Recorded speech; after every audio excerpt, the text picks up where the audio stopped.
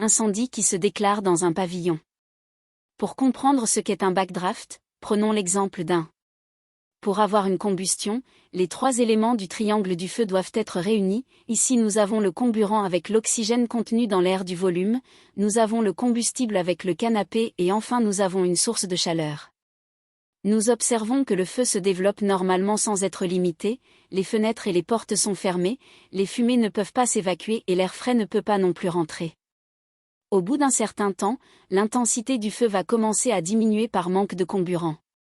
On dit que le feu est limité par la ventilation. Pendant cette phase de sous-ventilation, on peut observer que les fenêtres noircissent à cause de la condensation des fumées d'incendie qui se déposent sur les vitres.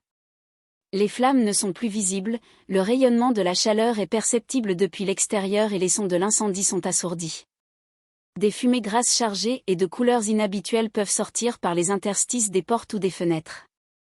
L'alternance de pression positive et négative dans le volume peuvent les faire sortir par bouffées.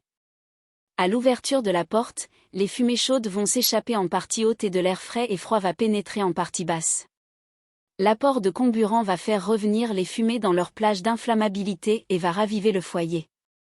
Lorsque ces conditions sont réunies, l'inflammation-explosion des fumées va se produire et créer une boule de feu qui va se diriger vers l'extérieur. Revoyons schématiquement ensemble ce qui s'est passé. Les fumées contenues dans le volume sont riches en gaz de pyrolyse, elles sont au-dessus de leur limite supérieure d'inflammabilité. Le taux d'oxygène est très bas et la chaleur est assez importante pour continuer la pyrolyse. À l'ouverture du volume, les fumées sortent en partie supérieure et l'air rentre en partie inférieure. Entre ces 2 couches, un brassage se fait entre les produits de combustion et de pyrolyse et l'apport d'air, créant une zone de prémélange qui rentre peu à peu dans sa plage d'inflammabilité. L'apport d'air va également raviver les braises du foyer, permettant aux flammes de rejaillir. Le mélange va alors s'enflammer en créant une surpression poussant les gaz de pyrolyse non brûlés vers l'ouverture.